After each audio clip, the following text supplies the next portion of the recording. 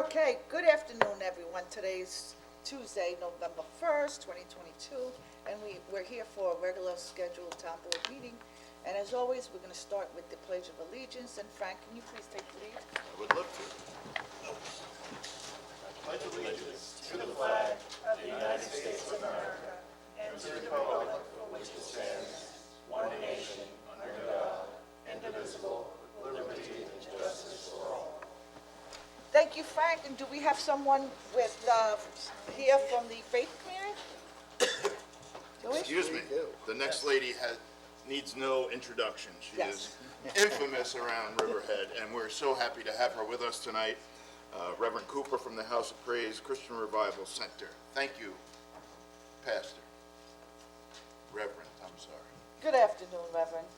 Good afternoon. Pastor's fine. Bishop is okay too. Good. She forgave you. All right, let's bow our heads before the Lord. Lord, we thank you for this day that you have made for us to gather together to rejoice and to be exceedingly glad. We thank you, O God, for stopping the rain and allowing the sun to shine.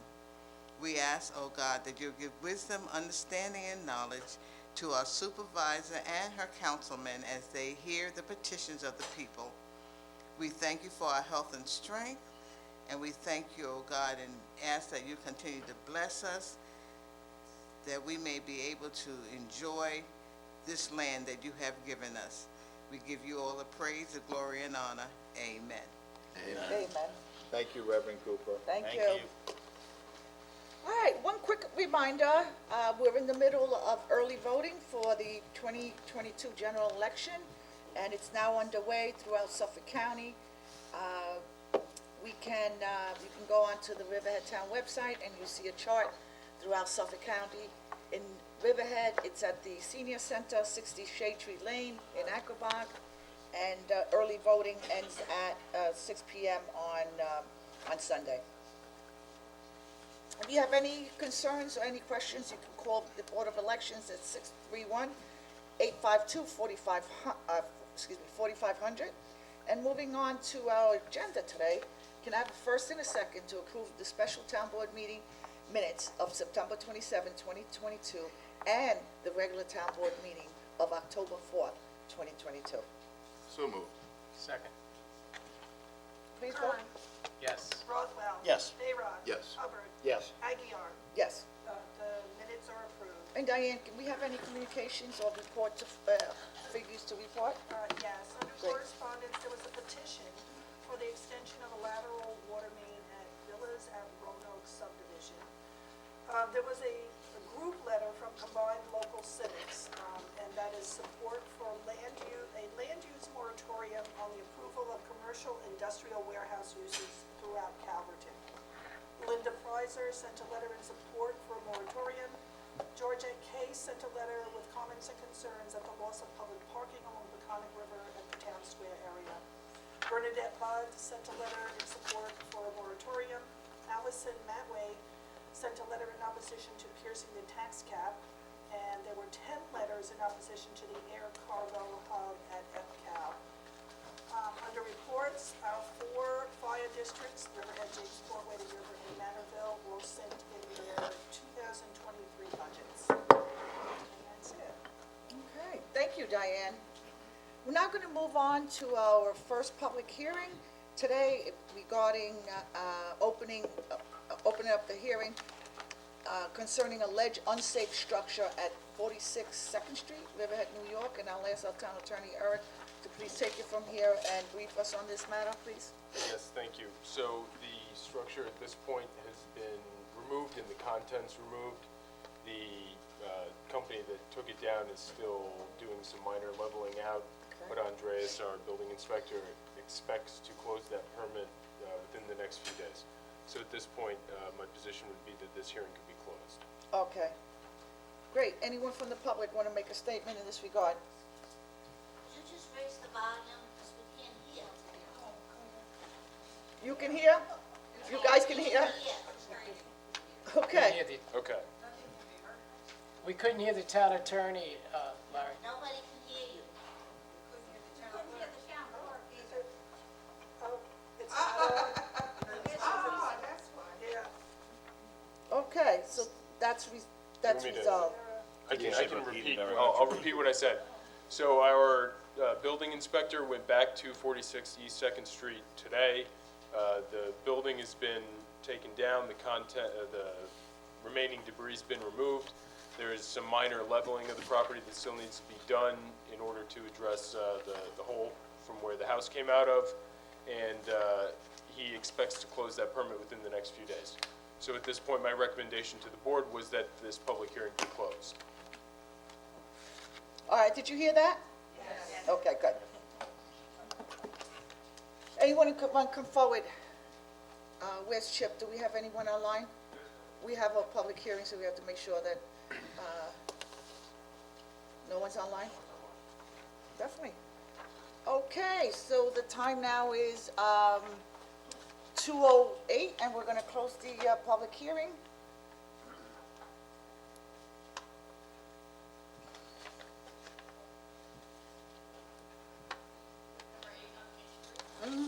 Anybody else want to add to that? No?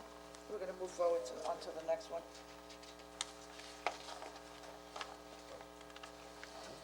Okay. Moving forward, our next public hearing was scheduled for 2:05. The time now is 2:09. This public hearing is to amend Chapter 101 of the Riverhead Town Code entitled General Provisions. And Eric, you have the topic again? Yes, I do, thank you. Okay. So this amendment to the town code is designed to permit town board members to attend meetings remotely under certain extraordinary circumstances. This type of amendment was authorized by the state legislature by amendment to public officers law, and the adoption of a local law to permit this is required. This essentially allows town board members to participate in meetings remotely if they are suffering from a disability, an illness, certain caregiving requirements, or some other significant unexpected instance which precludes their appearance.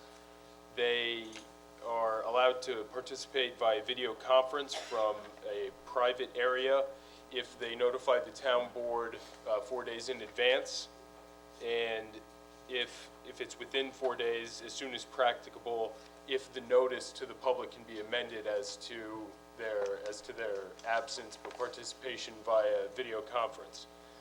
In order for the town board member who's not here to vote in the meeting, there needs to be a quorum present in the physical location of the meeting. Unless the town board member who is not physically present is at another location that is also open to the public and appropriately noticed to the public, then that town board member can count towards the quorum. Let's see. The town board is required to post the recording if a member is absent within 5 days of the meeting, and then they have to maintain that recording for a period of 5 years. And this in-person, it includes a provision that in-person participation is not applicable during a declared state disaster or a town or county emergency, which is recognized by the town board. That is the overview. That's it. Any members of the public want to come forward in this regard? Hi, yes, Laura Jen Smith from Laurel. I just would ask that you take a look at this the way it is written, because the ability to vote when you are not here, if you're in an open location, to create a quorum could actually leave a town board meeting such as today with a full audience here and not one board member here to be present. So I would ask that you would change that provision, that there needs to be a physical quorum present to hold a meeting at any point, and then somebody who is not present could participate in the meeting. So for transparency and respect for the public, I think that's important that board members are here. There's a lot to be said for face-to-face communication when people can come up and speak to you face-to-face. I know, with COVID, there was a lot of changes with the way things went, but I think for the most part, we should try and keep it to a public forum, at least for the board members to be here. You know, we know sometimes the public can't always make it in certain situations. I'd also like you to take a look at it, the extraordinary circumstances. I think the definition for what you have for that is too broad for extraordinary circumstances, and I hope that you would take a look at that and tighten it up a little bit. I understand if somebody has a disability or an illness, that they can't make it here, but, you know, potentially we could have all our board members sitting in Florida, running a board meeting for 2 months for caregiving or whatever, the planes aren't working, or the tarmac's broken, or whatever. So, is that a correct interpretation, Eric, that nobody would have to be here for a meeting? That is not I correct. don't think so, no. If you The can- quorum would have to be physically present here. If- You could have 2 members who are virtual. The way it's written, I believe, that as long as they notice that they are in an open location, then they have the ability to be part of the quorum, and so it doesn't limit it that there needs to be people here, there needs to be people physically here to create the quorum.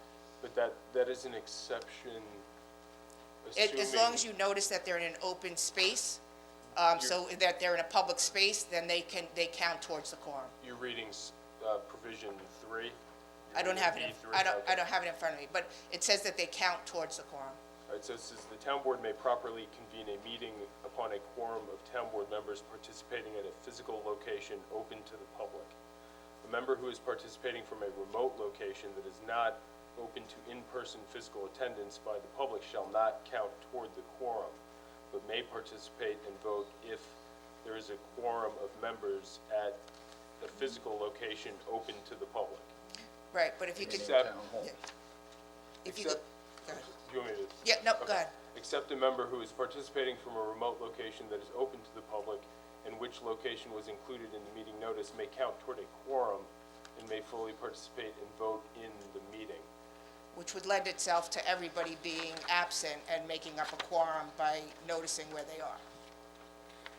So I just ask you to take a look at that and maybe rewrite that before you, That could be confusing, but I don't believe that that's the intention. I think the intention of this is always to have a physical quorum present here. Except in the case of a declared disaster. I agree with you. Personally, I don't think anybody should be allowed to vote unless they're physically here. I would ask the board to consider that first and foremost. But secondly, I think that language can be interpreted that you could make up a quorum and not physically be here. So I ask you to take a look at that. Okay. Thank you Thank you. for your comment. Anybody else want to come forward? Chip, do we have anyone? Does the board want to comment on this? I just think we've had very good attendance by all the members of the board, you know, but I think in times of COVID, if we have a second go-around, God forbid, and things get tough, I think we may need to separate just for the safety, or if any one of us at one of our meetings gets sick or something, and we as a unit have to separate, this will allow us to still function as a government, so. Okay. Okay, no one else? We're gonna now close this public portion of this hearing. It's gonna remain open for written comments until 4:30 PM on November 14th, 2022 at the town clerk's office. Our next public hearing was scheduled for 2:10, and the time now is, that has 5 minutes, 2:12. That was really funny. To me it was. So we're gonna open up the public hearing to speak about chapter 217, Article 7 of the Riverhead Town Code, entitled Front Yard Restrictions, and you have it again, Eric. I do. Thank you, Madam Supervisor. So this amendment, the intention is to address parking of vehicles in front yard space to an excessive degree. This affects all parcels having one, two, or multifamily dwellings. It requires residents to maintain a front yard parking area that is typically made up of non-vegetative material, and it requires a front yard area that is not used for the parking or storage of vehicles or used for the storage or dismantling of vehicles. And the failure to maintain that front yard parking area would be a violation. There's an exception in the event of a car that's parked in the front yard area for less than 24 hours. Additionally, if someone were to receive a violation, the prosecuting attorney could receive evidence, something, establishing that it is establishing that there was exigent circumstances requiring the use of that front yard area. And that is basic overview. Anyone from the public want to come forward? Chip, do we have anyone? We don't. Okay, so we're gonna close this public portion of this meeting, and we're gonna leave it open for 10 days until 4:30 PM, November 14, 2020, at the clerk's office. Yes. Yes. Yes, it is.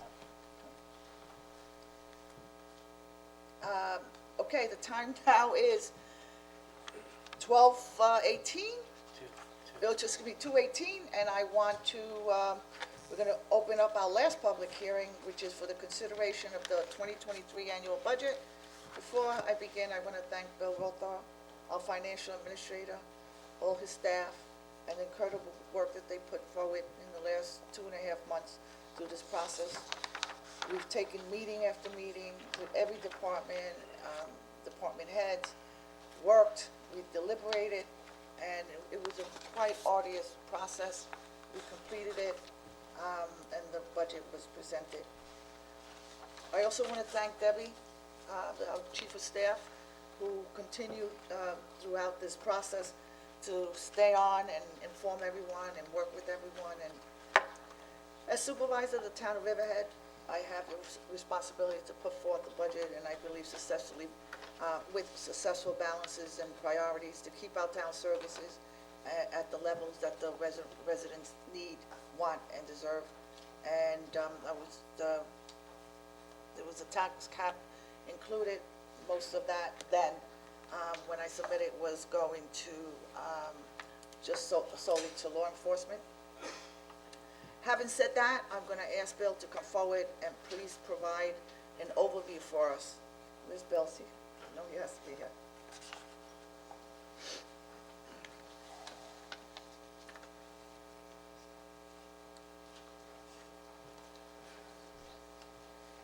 Good afternoon, Bill.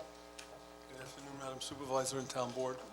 Just want to go over a summary of the changes since the tentative budget. So we moved that to the preliminary budget on October 4th, and we have a total of 8 potential changes or resolutions for changes. The 8 changes are in your packet. We have an increase, a total increase of $600,000 in spending that affect taxes and $86,000 in spending that affect sewer rents. We're hiring 2 additional, or I have a budget for 2 additional AEOs in the highway department, an increase for the town board coordinator. We have an additional $150,000 for electricity at the Peconic Hockey. Riverhead Sewer District, we're increasing it by $75,000, the rents, in order to maintain our fund balance policy. We have another promotion in the Calverton Sewer District by contract to a plant operator, that's $5,800. We're adding an additional fire inspector, which is $109,000 in total with benefits. We are adding a recycling coordinator. That position is going to be split between the general fund and the refuse and garbage district, and it's half funded by a grant. And then we have equipment for B&G of $90,000 of an increase. The total in the general fund is $382,000 in taxes, highway is $196,000, refuse and garbage is $28,000. It brings the total tax rate up to an increase of 4.51%, or 2.51 over the cap. If anyone has any questions? Any questions from the public? Yes.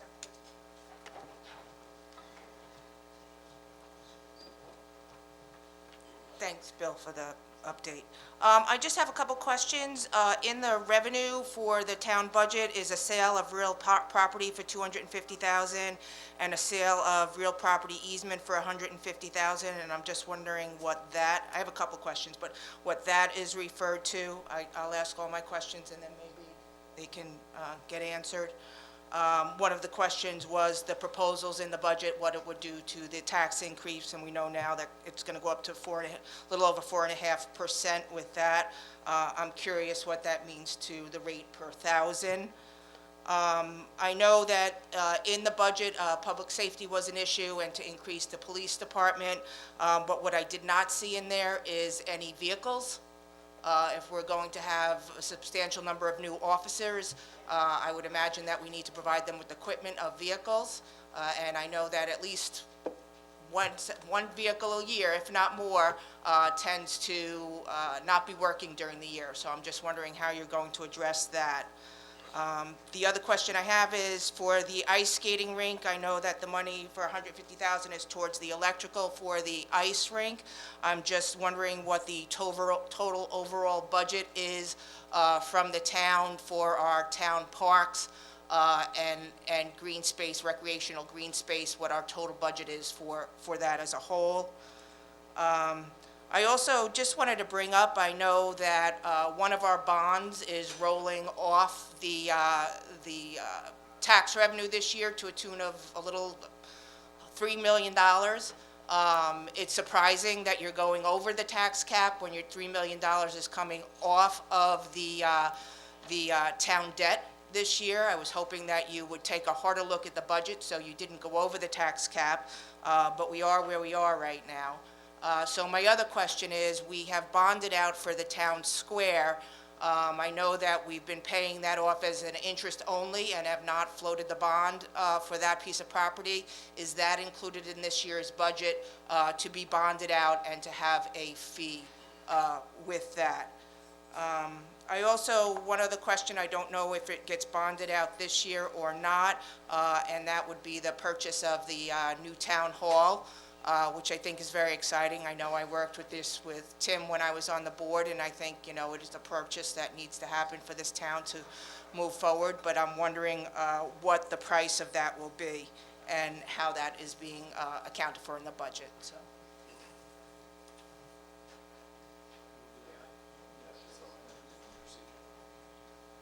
Hi, Mark Hobner from the Environmental Advisory Committee. On the heels of what Laura just said, the idea of electric vehicles for our town probably make a lot of sense right now.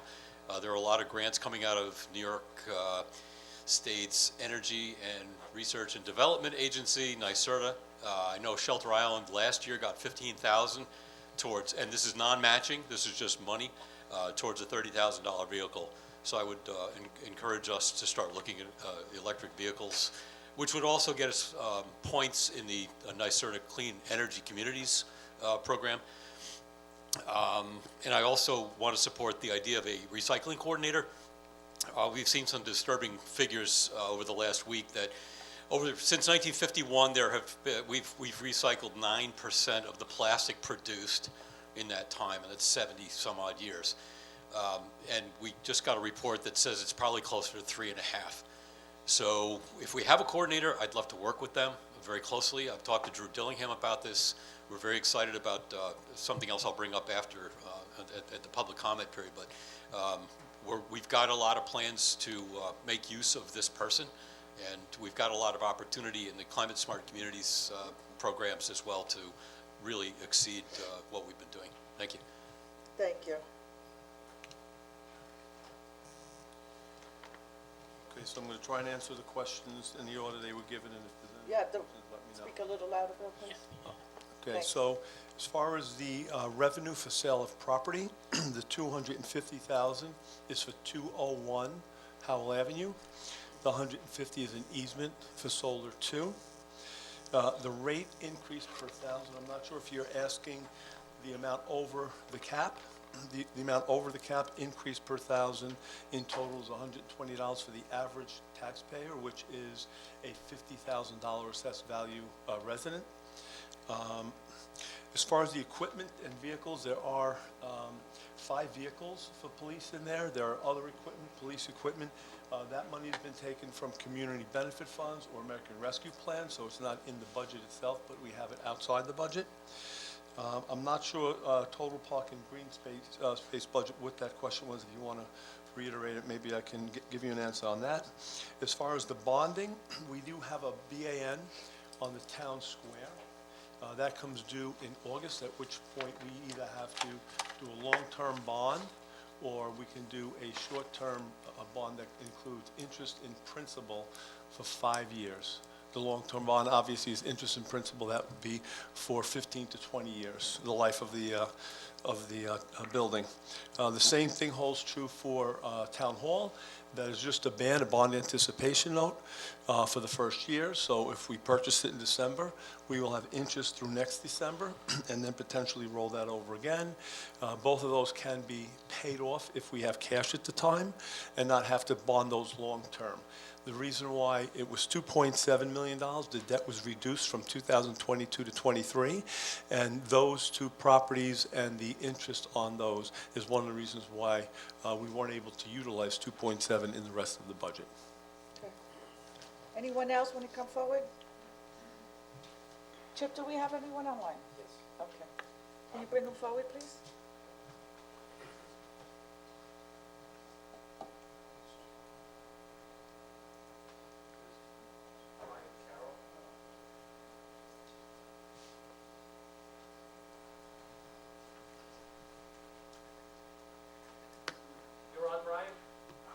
Hi, good afternoon. My name is Brian Carroll, a resident of Riverhead. I just wanted to come You live in forward Riverhead, with Brian? a... Brian, do you live in Riverhead? Yes, I do. Okay. I'm actually coming forward with 2 questions. One is, why has there not been any discussion for the use of the fund balance in terms of mitigating any kind of expenditure increases this year? And then also, if someone could comment on any impacts that fuel or commodity costs increases over the year might be absorbed in, or cost overtures for the Town Square project, or possibly the cost escalations for the retirement contribution, or newer inflationary pressures might impact the budget looking forward. Thank you. Okay.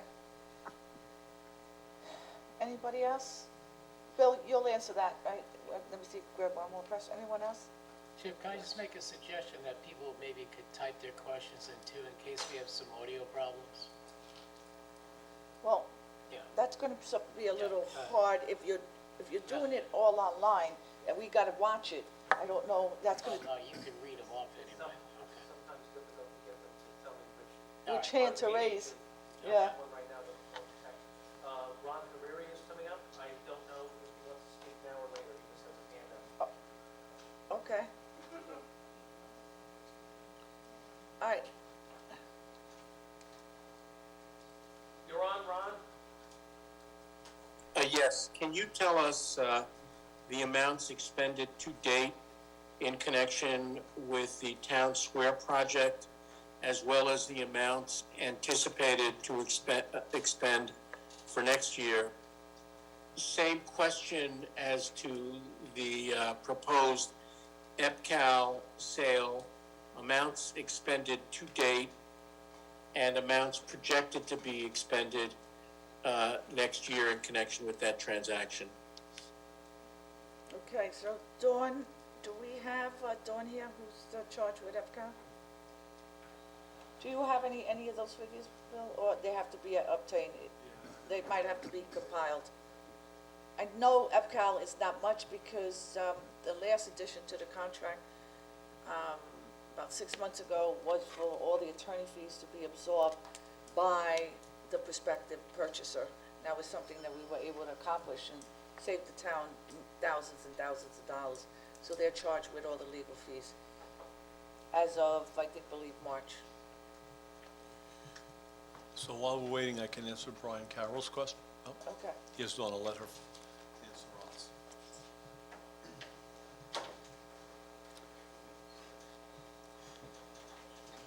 Ron Harari wanted to know what the expenditures were for the town square and for EPCAM to date. Oh, that would take me a little bit to put together. I don't have that off the top of my head. Okay. And, okay, we can send it to him. Okay, fair Great, enough. thank you. Bill, did you want to answer Brian Carroll's questions?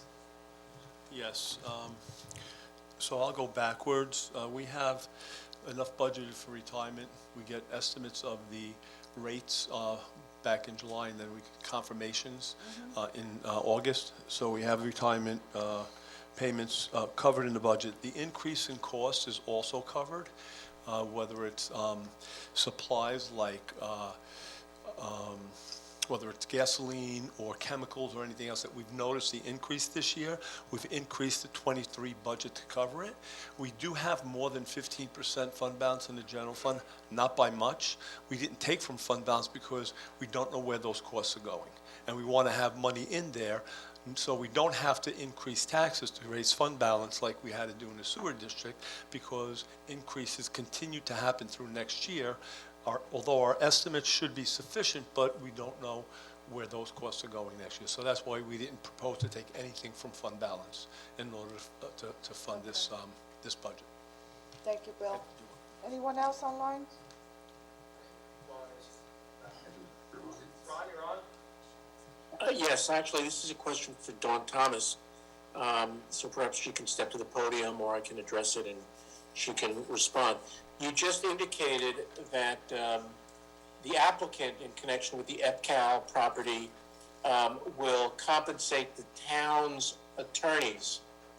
Given the fact that under various canons of professional responsibility, a lawyer owes a duty of undivided loyalty to its client, in this case the town, what consideration has been given to the fact that the applicant will be paying the town's attorneys when counsel owes a duty of loyalty to the town? And has that been considered, and should it be something that the town needs to get a proper ruling as to the ethical propriety of that?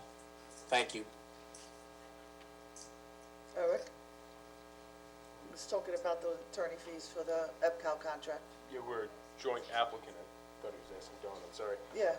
So we're a joint applicant on that Yes. application, and But we part have of- external attorneys that they have to pay. The town doesn't. I think they're paying for Frank Eisler's representation on the joint application to the IDA. And any other legal fees that may incur, right? Yeah. Okay, next. That's it. Anyone, board want to comment on this? Okay, we're now going to close this public portion section of this hearing, and we're going to leave it open for written comment until 4:30 PM on November 14th, 2022, at the town clerk's office.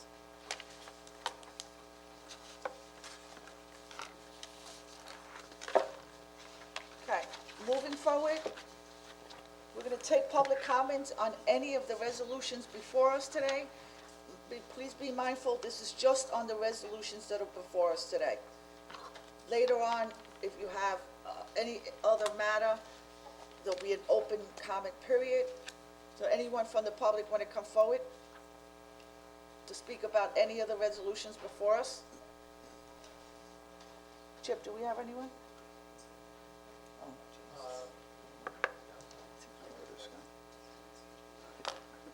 jeez. Yes. Good afternoon, Dr. Paul Carr, Riverhead. I usually do not respond to issues for obvious reason as husband of the town supervisor. I am here on my own accord. However, I cannot in good conscience, as a resident of Riverhead, stand by and not comment. I am sorry to break up the love fest with marijuana in Riverhead. While I respect the opinions of the previous individuals who appeared before the board in the past, I want to make a point. I spent 7 years as a detective in the NYPD's Narcotics Division.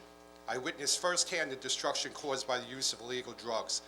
marijuana is not a victimless crime or an exception. The division conducted thousands of voluntary debriefings of drug users. The majority stated that they had experimented with marijuana, which involved into heavier drug use of cocaine, heroin, crack, and other drugs. Money is not everything. We need to protect our children and our residents from this harmful drug. Visitors should visit downtown Riverhead to see the penguins in the aquarium, not to purchase and consume marijuana. I do not want our town to be known as the marijuana capital of the world. In the words of former First Lady Nancy Reagan, simply just say no to drugs. Thank you for your time. Okay.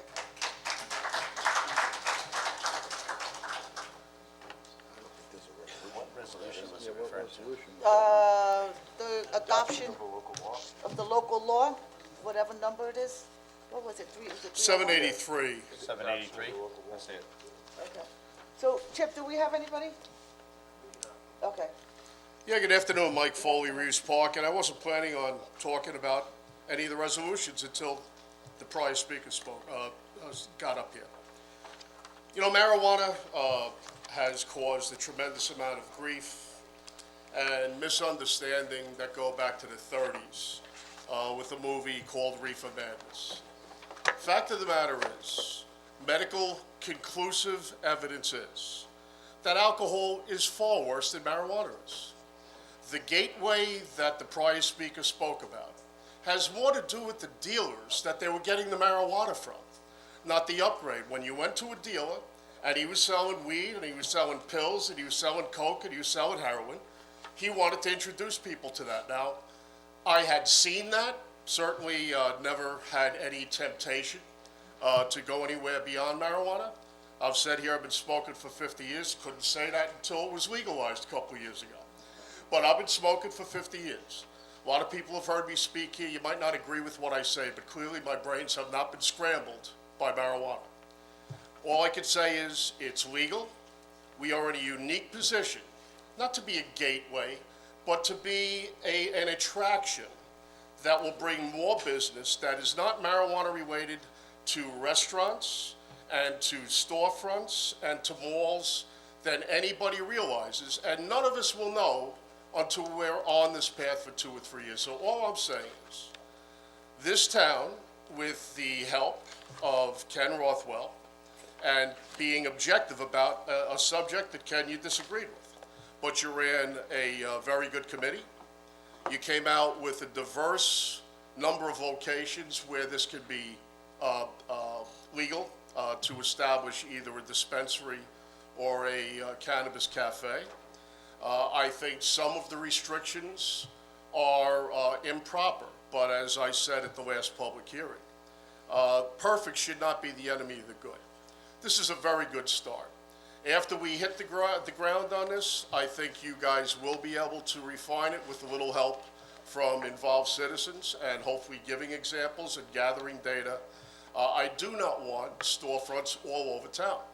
I'm looking to make these more restrictive than the law is, because I do believe to get a good handle on things, you have to trial it. You have to trial it in a way that's manageable.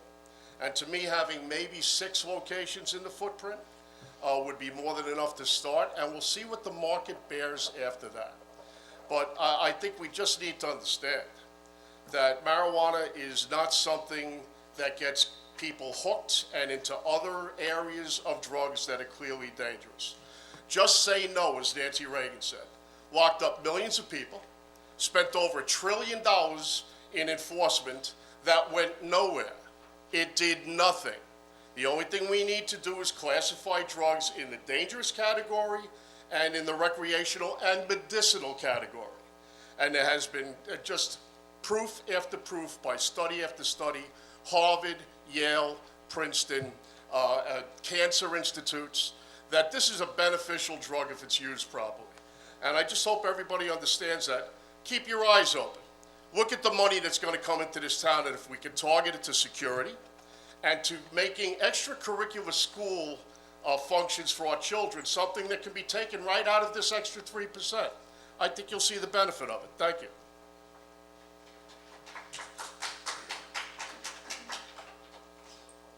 No, I was on the other side of smoking marijuana. so, unfortunately, and we respect everybody's opinion. I just, after 1 o'clock this afternoon, I just got some guidance that the state handed. I haven't fully read it, I just made a couple of quick notes. I did call our town attorney Anne Marie to say this was coming down, she knew about it, like 5 minutes before this meeting. But from what I can gather, there's going to be drive-throughs, so every bank now becomes a hot commodity for marijuana use. You can order it online, this is their guidance. And you can have a delivery service. If, you can have a delivery service. Larry, they can't Up hear to the 25 supervisor. people per location can go out and deliver. As far as when we were told initially that it was time, place, and manner, the time has been removed. The state has now indicated in this new guidance that marijuana can be sold from 8 o'clock in the morning to 12 midnight. And if we want to move forward Riverhead, we can now keep it 24 hours because we as a board individually can only make that determination on hours from 12 a.m., 12 midnight to 8 a.m. The board can decide to extend it. We also have, we spend so much time with all these setbacks and this old fanfare. From what I see, the setbacks have been determined. Most of the setbacks that we have, like child daycares and parks, out the window. The only designation they gave in this new guidance is that schools, you can't sell it within 500 feet. Also, house of worships, 200 feet, state regulations. I called around to other counties and states and attorneys, and what I was told was that the state will annul our resolution. And it's not stopping. We don't have any guidance. We now have guidance as of, this was posted on the 28th, I got a hold of it early, right before this meeting. So it's, I'd like to get a copy of that. if you yeah, I could. will, Yep. I will. I sent it right away to a couple of people. So, you know, there is concern here. It is now going to be in our town square, because the state issues the license. Not only that, from what I'm reading, and again, I have to break this down, the state can dictate exactly what location it could go in and give the person a license.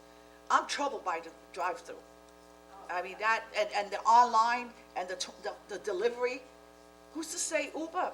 You know, okay, now you can go out Uber and it can come and deliver you your, okay, we didn't have any regulations, and that's why I was so adamant against it. And we have a lot of work to do in this town.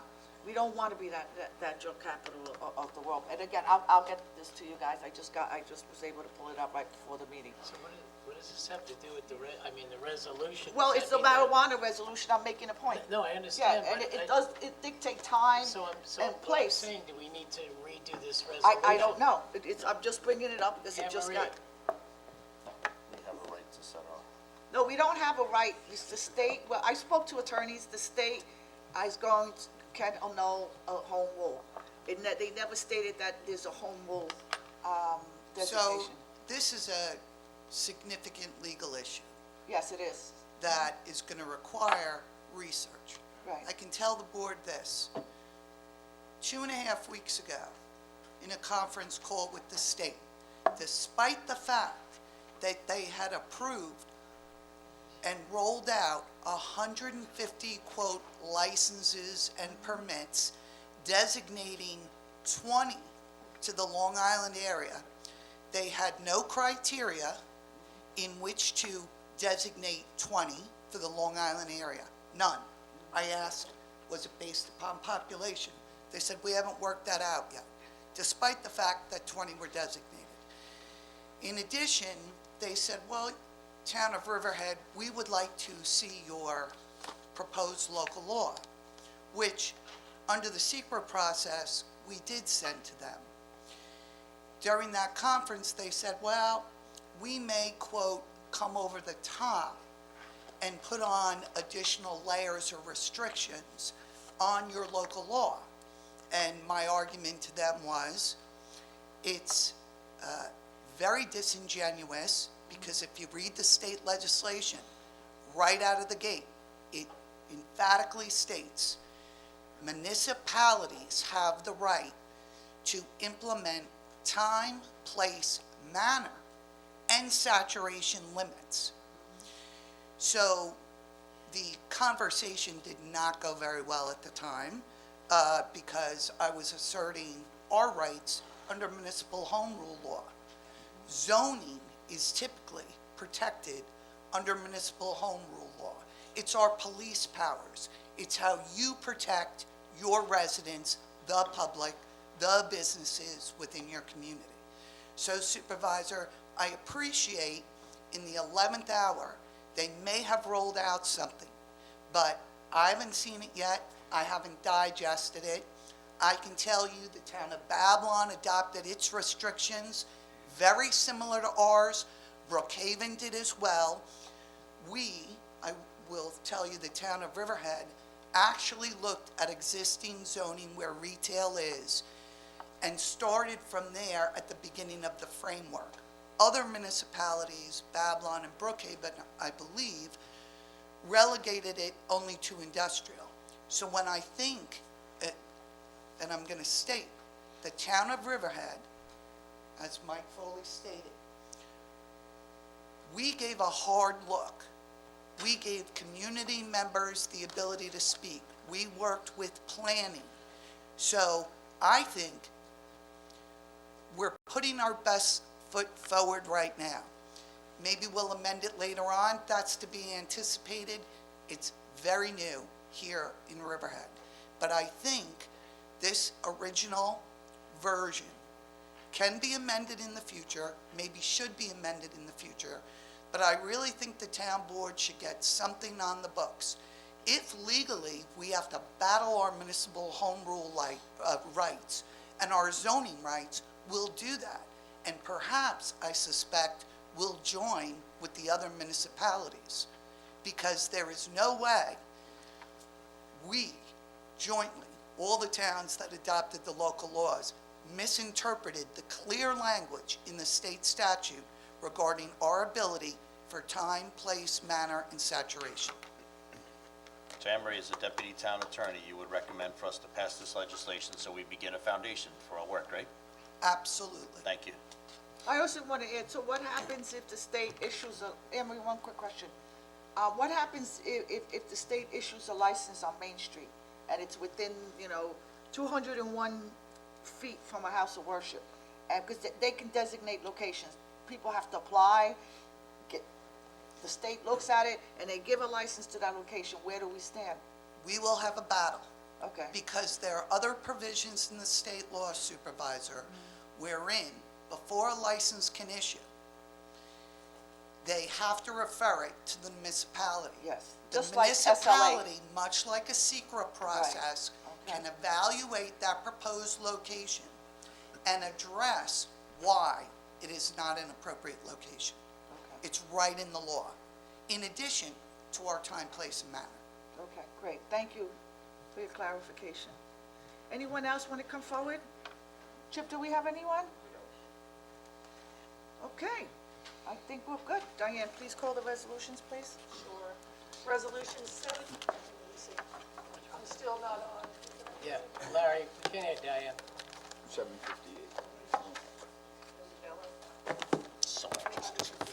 Is it on, Diane? Look, Councilman Hubbard already. Is Larry here? He fell asleep. He's underneath? Put you behind. I think he did. Let me see his head. Chip, that's your job, to keep him up. Keep it away. Yeah, get a buzzer. Diane, try your mic, because I think he's working on it. Just tap it. Is there The button? Is it on? Is the button on? Maybe it's not plugged in. No, it's wireless. No, it's battery. Oh, it's battery? Yeah. maybe I should switch. Well, no. It's going to die. It needs a battery. Needs a battery, What kind of Larry. battery? Devin, We should have a can you spare get a back there. battery? Yeah, this is, should be tested before we. You want me to go to the podium? Probably. I think Larry's coming. Can we amend the budget for a microphone? I don't know. We'll have to talk about that. Somebody bring off the floor? Yes, I think so. No, He's got a battery. He's got it.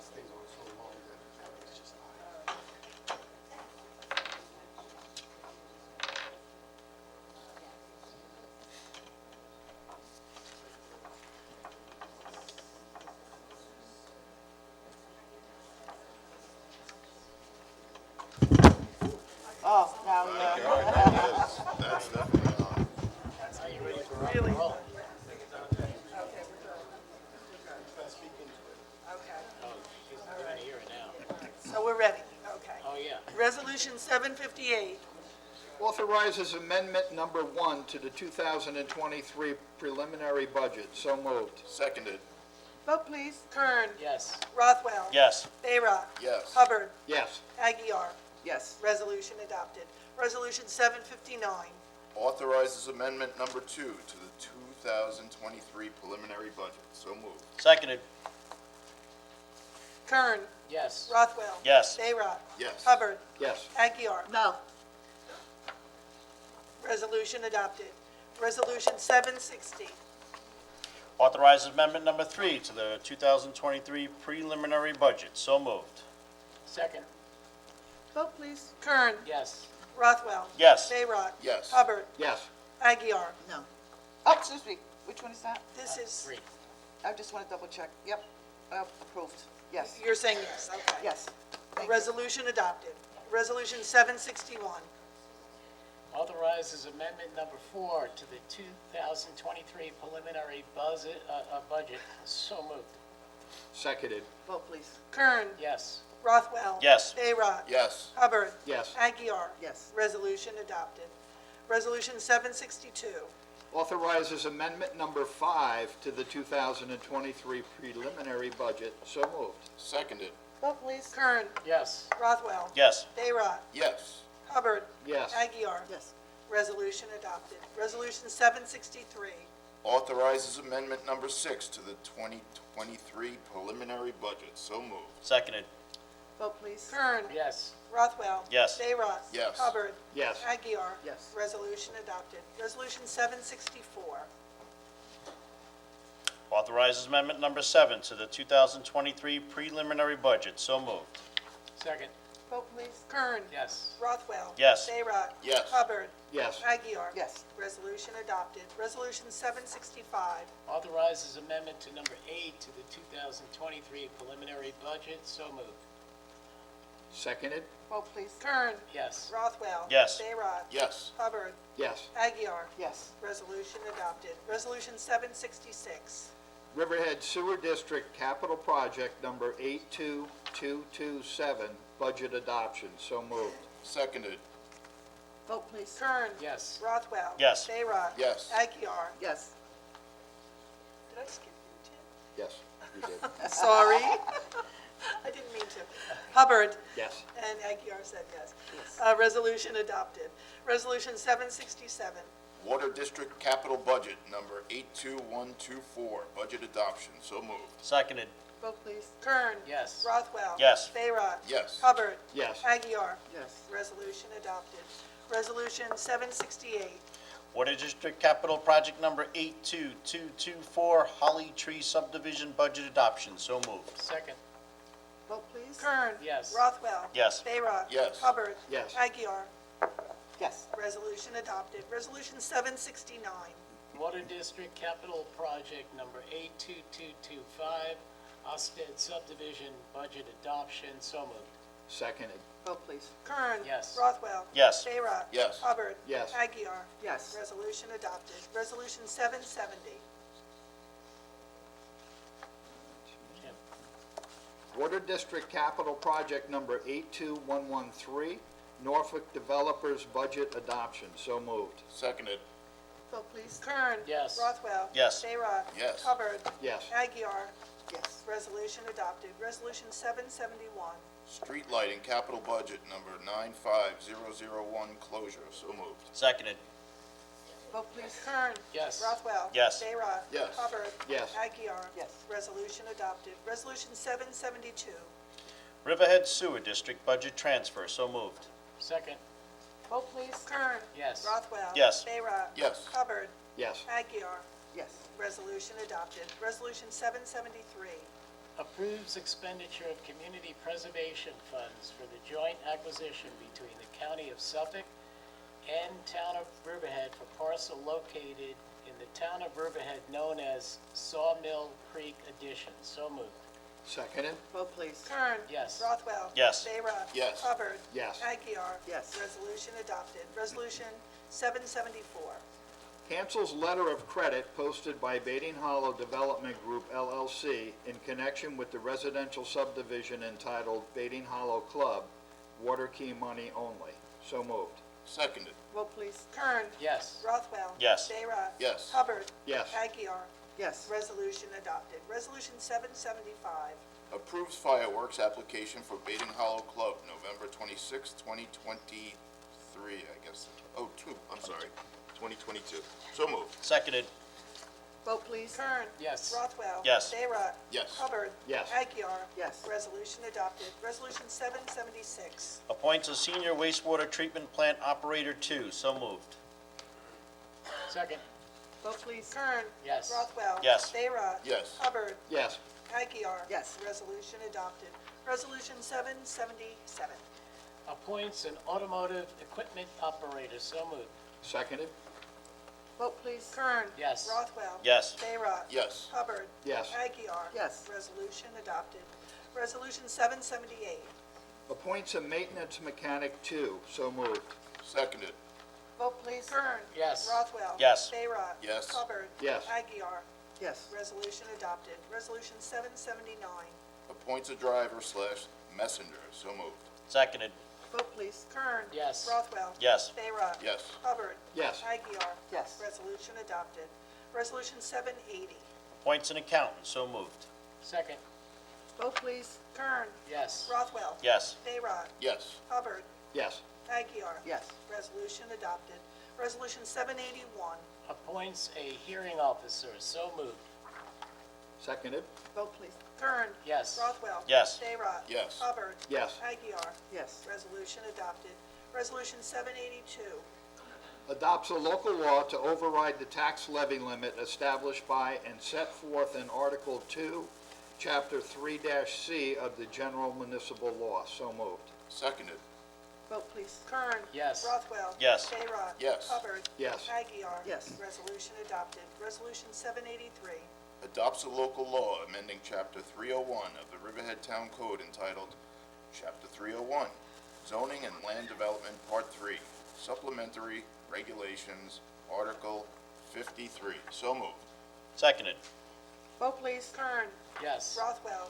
Thank you very much for all the people that participated on the Cannabis Committee. I think it was great work. I vote yes. Bayrock. Yes.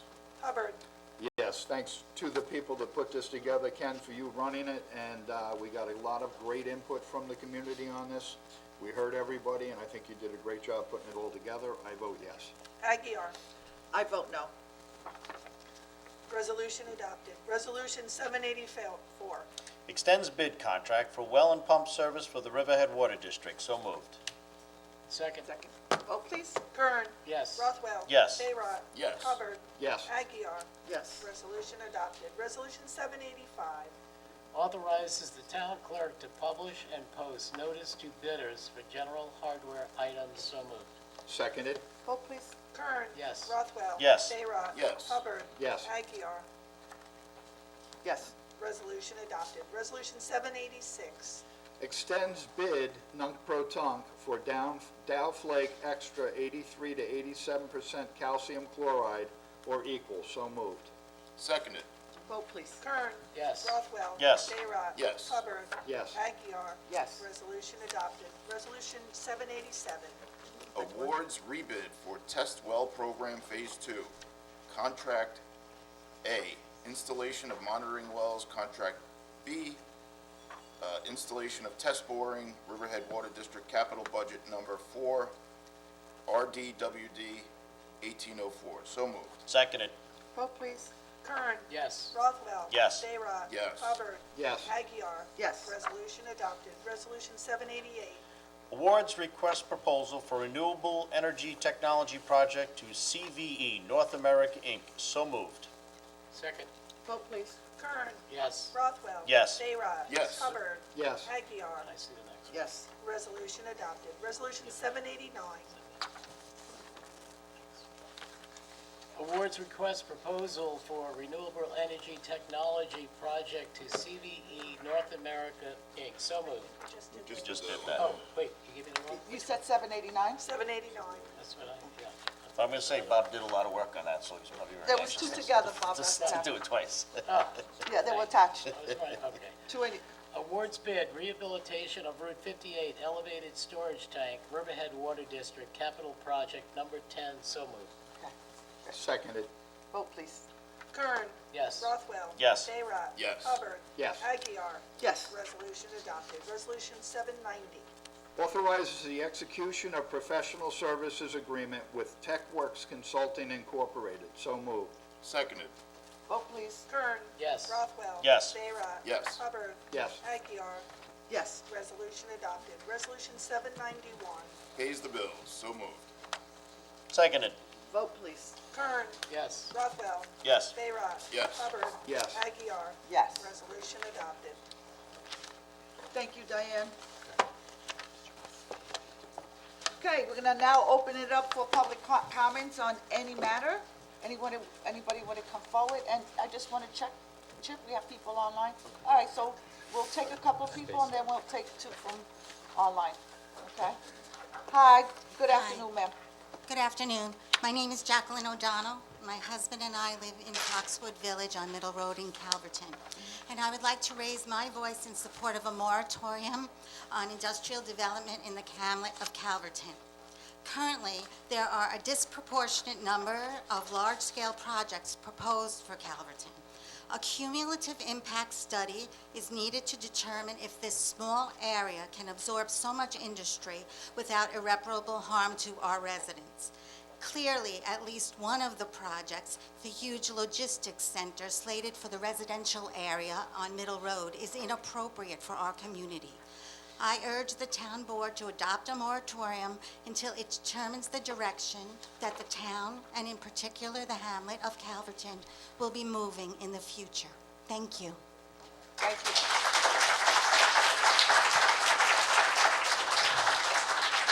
Hello, welcome Hi, back. Mark Hovner, Environmental Advisory Committee. I also live in Aquabug.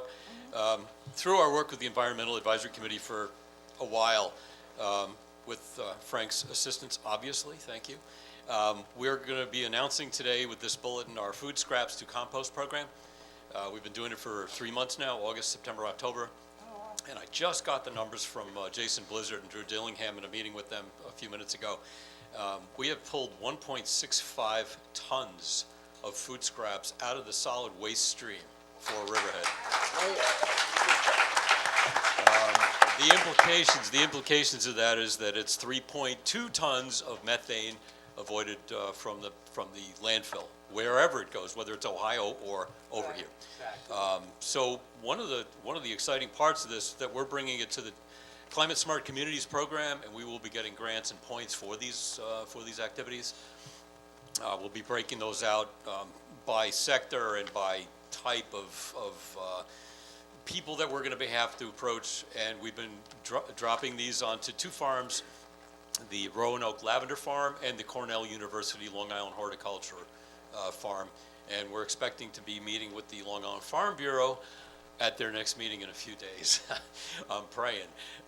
It's a very exciting time for all of this, and it also helps us achieve our Reforming the Energy Vision 2030 goals of 50% reduction of emissions by 2030.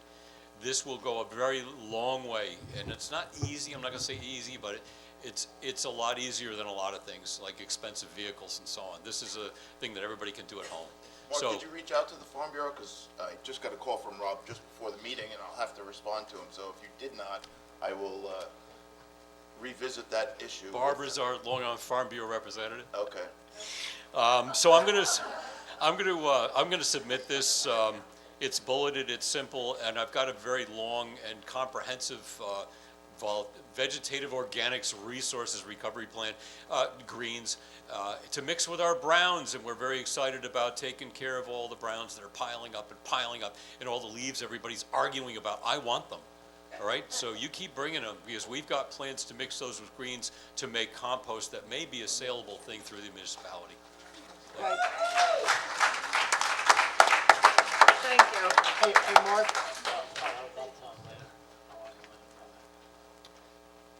Hi, good afternoon. Hi, good afternoon. My name's Claudette Bianco. I live in Northgate Circle in Bating Hollow. I ask that this letter be put on record regarding the industrial development applications currently under review. 6 warehouse projects are proposed, totaling millions of square feet, as well as another project at EPCAL with an air cargo hub and an additional 1 million square feet of warehouses and distribution centers, with the possible increase to 10 million square feet in the future, all within the same 3-mile linear route in Calverton. At the same time, some developers are asking for tax abatements, leaving the taxpayers on the hook for many years to come. Projects of this magnitude will not only have a severe detrimental impact on our roads, electric grid, water and sewer systems, they will also cause increased traffic, noise, light, and public safety issues, permanently altering the serene agricultural atmosphere of Calverton. The proposed Riverhead Logistics Center on Manor Road comprises approximately 200 football fields of open or undisturbed land, most being built on speculation without the knowledge of incoming tenants. With thousands of tractor trailers, 24 hours a day, 7 days a week, these projects do not belong on Manor or Middle Roads by residential neighborhoods.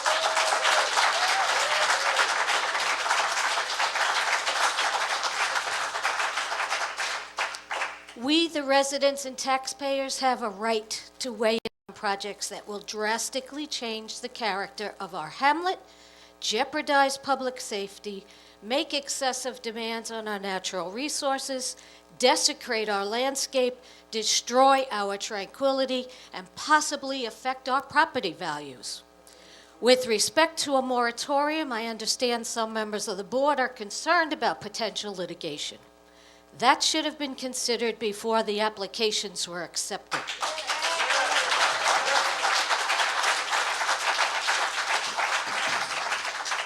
It was also said the IDA and Planning Board are independent entities. However, they're appointed by you, the town board. They work for you, and you work for us. With all due respect, we elected you to represent us, not the developers.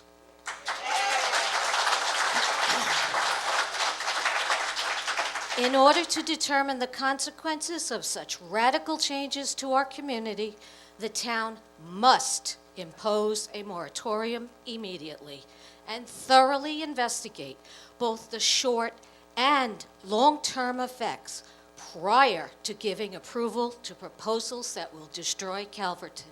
Thank you.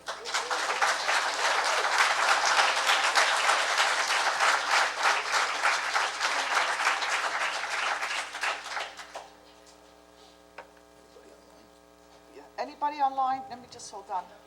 How many people? Okay, after her, you bring them up. Okay. Good afternoon. Hi, I'm Danielle Kilfoyle. I live in Calverton. I'm here to request an 18-month moratorium on industrial development in Calverton. Is this on? Yes. Yeah, you just need to get a little closer. And Okay. there you go. I'm thankful to the planning department for their recommendation, and for Councilman Hubbard for supporting this moratorium. We, the taxpayers, are a lot more vested in this community than any of the developers with applications on the table right now. HK Ventures assumed risk when filing their application, as did all of the other industrial applicants. The process they've gone through thus far and the money they've spent on that process does not make them vested, and it's a risk they willingly took, knowing that they could in fact be denied in the end. I ask that we, the taxpayers, the current and future residents of this town, be considered above and beyond any single developer. The taxes we pay now and the taxes we'll pay throughout our time in this community far exceed what these applicants have spent so far. Not one community member has come forward in favor of any of these applications.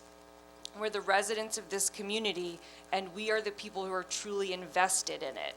We're the majority, and our concerns should be held above developers. The word panic has been used several times to describe our concern. I ask that you please look at the grave magnitude of the impacts these developments will have on our community. Please look at each of these applications, their site plans, their scopes. They're staggering, and their impacts will have such a ripple effect that will be felt far beyond just Calverton. Any one of these developments has the potential to single-handedly change the face of our town forever, and I'd argue that they'll significantly undermine the revitalization of our downtown, our tourism industry that we've nurtured, and will completely threaten public safety and quality of life. We can't hide under the threat of being sued by developers when the reality is anyone can sue at any time. I'd argue that the town will have to spend a lot more on fighting the adverse effects of these developments than it would in fighting a lawsuit from an applicant that the town is positioned to win anyway. A lawsuit is a one-time expense. Paying for the adverse effects of this type of development is an endless expense for the town. HK Ventures is not making a $2.5 million donation to the Water District for the Water District to use at their discretion in the areas that the Water District feels are most critical. What they're doing is building infrastructure to support what their own development needs. Until we're able to get water mains in front of people's homes, people whose wells are contaminated from industrial activities, this infrastructure contribution is of no use to Riverhead residents now. It will ultimately serve the applicant alone. I know that a master water plan was in the works to determine the long-term needs and costs facing the district, but I feel it's an important element that should be completed and looked at before we entertain providing water service to individual industrial developers who are large consumers. We also need a cost-benefit analysis of the taxes we stand to gain from these developments. Some of the applicants are requesting tax breaks. How much will they actually pay in taxes, and how much will it cost our community to respond to all of the adverse effects these industrial developments will surely have? What do we stand to gain? I don't envy your position. I see the complexities of your job and the decisions you have to make. I know that each one of you cares about this community and its residents, or else you wouldn't do this job. I know that we share a common goal of wanting to leave this a better community than what we came into. So I just ask that you please help us preserve what's left, and please look after us. Thank you. Okay, thank you. Chip, could you bring up? Who do we have? John McCauley. Okay.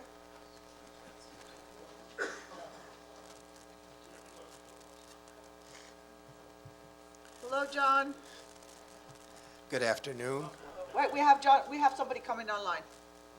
Oh, okay. You could be next, just give us one, just let him finish up. Hey, John, you're on? Unmute. Okay, you can hear me now. Let me get the video on too.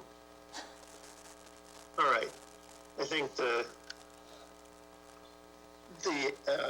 little animal is more attractive than me, but in any case, I will grace you with my actual presence. John McAuliffe from Roanoke Landing, or Rolling Woods, as it's also known, in Riverhead. In a week, our country is going to have one of the most important midterm elections and state elections that we've had in many years. And one of the underlying questions is, what is reality? It's a question that we've seen in states all over the country very dramatically. It's a question that affects the choice of governor in New York, and it affects the choice of the representative in Congress for our district. It also is an issue, I think, locally. And the last board meeting, when I raised this question, it was basically deflected on the grounds that the issues of EPCAL were now totally in the hands of the IDA. But I think we're dealing with something that the board itself has to clarify at least its understanding of. The supervisor on WRIV upset with the fact that we had raised this in a meeting of other supervisors in Southampton, and the attorney for the people at CAT expressed a position that basically described the plan for development for EPCAL as unchanged. The Silicon Valley of the East, the technology development and all the rest of it. That's completely contrary to what the actual representatives of 555 presented in the IDA meeting, which is abundantly clear to be a hub for moving goods that come in on planes and go out on trucks. It's shown in their drawings, it's expressed in their language of being market-driven, and that's what the market wants. So I think you really have to be unambiguous about what is it that you expect the IDA to be dealing with. Are they dealing with, is this another version of the Daniel Preston flim-flam? Are you dealing with a real technological development and high-paying jobs center, or are you dealing with something that's going to be a horrible warehouse project with cargo planes flying in and out, not just planes that are supporting individual technical companies and board meetings and things like that, but actually flying goods in and out? I think you have to answer that question yourselves as board members and be unambiguous about it, because one or the other of the sources in the IDA meeting is not talking about the same reality as the other is talking about. The last thing I wanted to say in respect to what has just been discussed, if you look at the Germaisians' history, they use their power, which is substantial. One of the concerns we've had about this is that you're bringing into Riverhead, giving the largest piece of land, undeveloped land on the East Coast, to a company that has, even if it's in current financial crisis, still has access to great resources and has not been shy to use those resources for political purposes, whether in Florida or in Minnesota or in New Jersey. We know from their history that they will use, and they've said themselves, that they're going to use every means they can to get benefits from the taxpayers' monies for their project, as though their project actually needed that, rather than just trying to increase their marginal benefit from it. As has been said, they've already, if they buy the land at the horribly discounted price that came out of the Illuminati deal, which is very suspect itself, they've already been far more subsidized than they deserve. And I think, again, the board has to speak out on what is it that's actually going in there, because clearly you have a response from the community, which heard and saw the IDA hearing, that this is not what we have counted on and not what we want to have. Thank you very much. Okay, so, good afternoon. Good afternoon. My name is John Miranda, and I reside in a beautiful community here in Riverhead and Windcrest. And we are concerned about the future of Riverhead, which is known for its agriculture. And this is the future in my book. We should devote our time and energy to promoting what we do best. We are a community of farmers, and they produce much for our state. Number 2 in the state, Suffolk County. We used to be number 1. I was corrected in the last meeting. So let's not forget this picture right here. This is the picture we want. This is what we want to preserve. They say a picture's worth 1,000 words. Well, it's not necessary. You can get it right away. You are the decision makers. It's on you how we go. And I know it's a tough job, and I respect all of you for your dedication, and we appreciate what you do, believe me. And as far as an airport goes, please, don't even think it, because you would destroy this town permanently. We have an airport at Islip, MacArthur. It has the expressway, it has Veterans Highway, it has Sunrise Highway, it has all the internet a big airport would need for warehousing and for cargo planes. If there's going to be a cargo airport, that's where it goes, not in our backyard. This is a beautiful rural area. If you want to destroy it, that's what you're going to do. And I know you don't want to do that. Now, intelligent planning.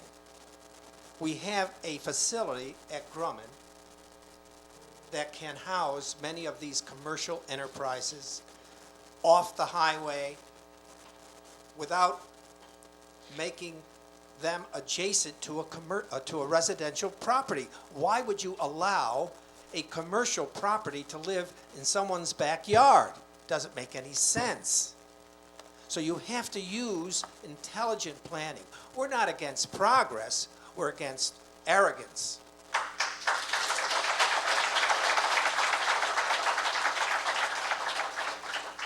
So the bottom line is this. You are going to decide our future. You are going to decide which direction Riverhead goes. We are a farming community. We do that.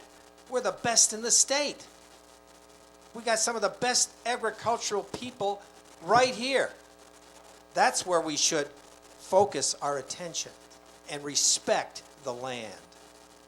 Respect the environment, the air, the water, and all that goes with it.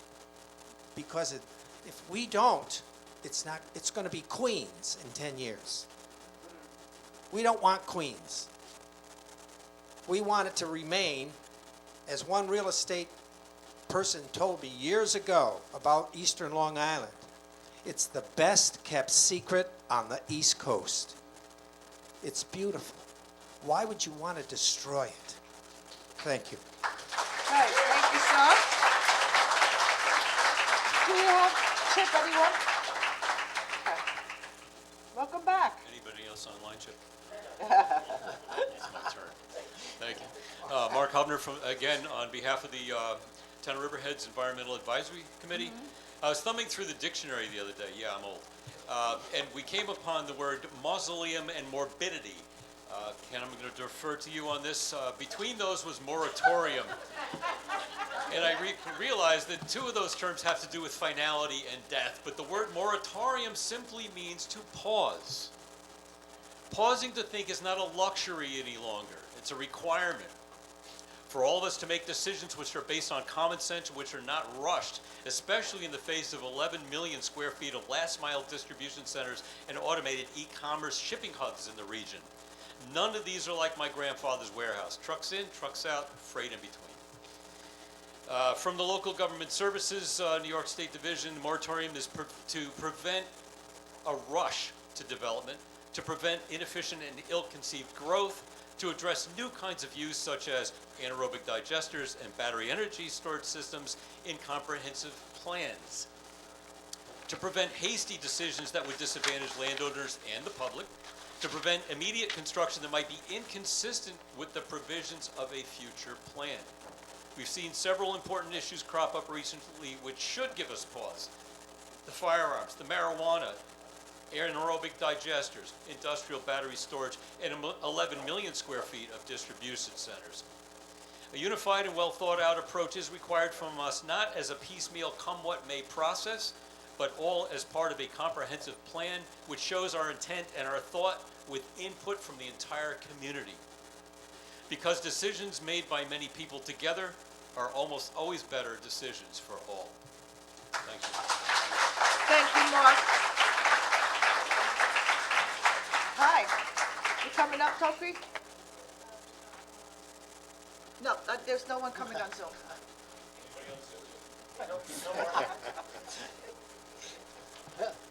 I should have you monitor him, Mark. Good afternoon. Good afternoon, Toppy Turchin, President of Calverton Civic Association. I'll speak a little louder. Right. President of Calverton Civic Association. I know that I'm addressing the board today. I would like to get an idea of who's in the audience. If you're from Calverton, please raise your hands. This has happened now at 4 meetings. It's going to continue. Calverton cares.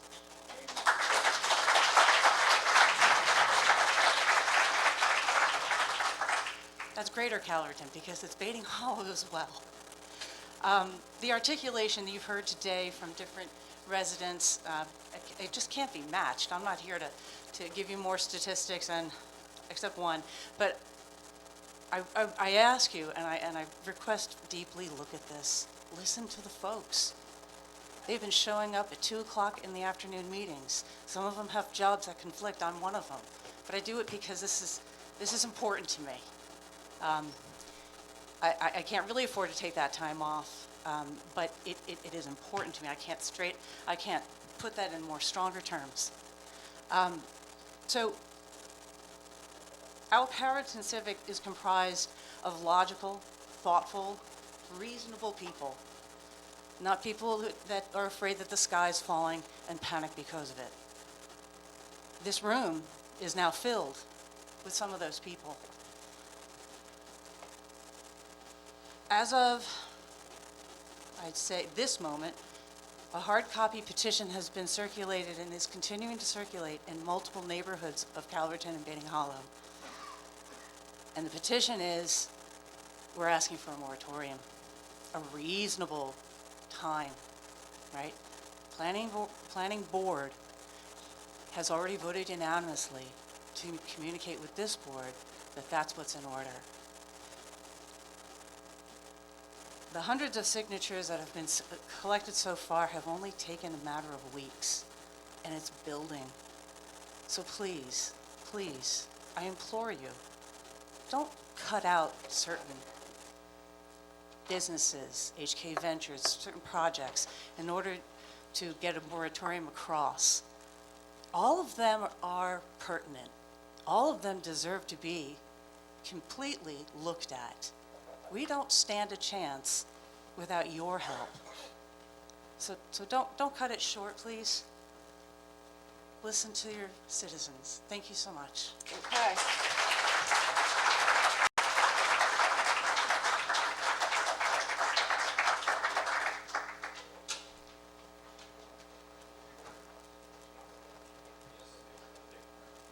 Hi. Hi, I'm Lisa from Windcrest East, and, thank you all for your time and attention today on this matter. And these are massive projects. A lot of people have already spoken more eloquently than I will. My husband and I are also employed and took today to be here. But I want to just bring out something small, okay, that I'm sure got approved. There's a gas station called the BJ's gas station. It's a nightmare, okay? And I don't bring it up because I'm trying to fight about it, whatever. You're dealing with it, I got it. But the point is, that was a small-scale project in my world, and that was a disaster. There's another disaster. There's one called the Costco Shopping Center, which I don't belong to Costco, okay? Now, of course, they got it set up where you're not on 58, but if you ever go into that shopping center, Sleep Number, where we shop, you got to go around. It's just a nightmare. I don't even have to describe it. That got approved by intelligent, licensed professionals, engineers, planners. I don't know. They got more alphabets after their name than I have in my entire name. So my point is, we're not evil people. We're not against progress, but we are against a vast and diabolical change of the community and the landscape that we all purchased into. We're not multimillionaires and big businesses and running around with, okay, if our property value drops to nothing, we'll just go somewhere else. This is our life savings. And I know that each one of you have our best interests at heart. I believe that's why everybody's been voted in. So please, this moratorium, it's just too, there's no way in God's green earth can anyone with, no matter how many alphabets are after their name, possibly conceive and approve 5 projects that haven't begun. It's like you're dealing with too many unknowns. So that's all I have to say, and thank you for listening. Okay, thank you.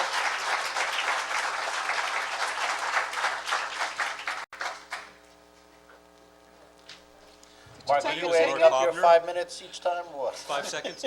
No, this is gonna be short. I'm here as myself, and I was gonna say that I'm pleasantly shocked and surprised that you guys went in with the county on the sawmill property. Thank you, thank you, thank you. 39 acres. My heart stopped when I saw that sign.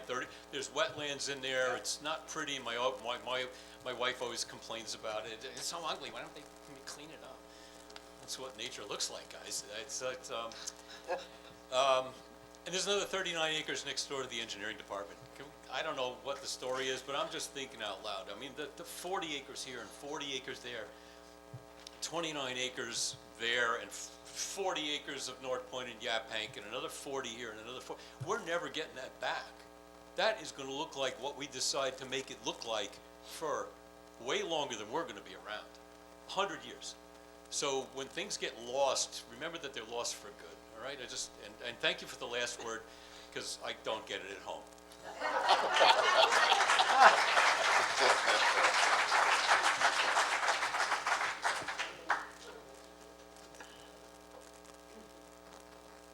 Anyone else from the audience? Do we have anyone?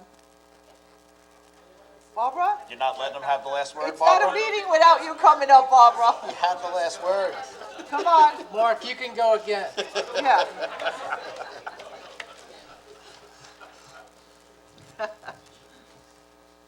Good afternoon, Supervisor, members of the board, ladies and gentlemen. My name is Barbara Blass, and I live in Jamesport.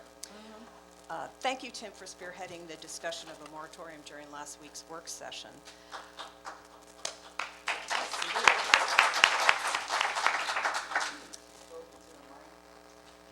Yeah. Okay. Yeah. Is that better? Yes. Okay. Let me first say, we should never accept fees and process applications for uses that aren't permitted anywhere in our town, and then start haphazardly writing code to legalize them. In one of my many dismissed statements before this board, I asked you why you accepted money and processed a battery storage application which made its way as a fully engineered site plan before the planning board. You remember that educational forum? That was wrong, and we are vulnerable, and whomever put the town in that position should be held accountable. But to address the more immediate situation of your work session and the discussion of the moratorium, since mid-2020, your constituents have been expressing concerns about the extent and the nature of development in Calverton, worried that the community they have invested in will no longer be recognizable to some, and to some not even livable. They are rational, respectful, and articulate people, eager to participate in the comprehensive plan update, but nothing meaningful occurred on that front in the last 2.5 years. Applications continue to be processed without proper cumulative review. In particular, 3 large projects, HK Ventures, Osted, and North Point, are currently in seeker as Type 1 actions requiring the preparation of an EIS. They all require expansion of our water district to involve expansion of our sewer district. You are commissioners of the water district, and I'm sure you are aware that you're involved agencies in all those applications. They all need major roadway improvements. They're all seeking IDA benefits, and they all have similar negative environmental impacts to the air, soil, vegetation, contribution to noise pollution, just to name a few.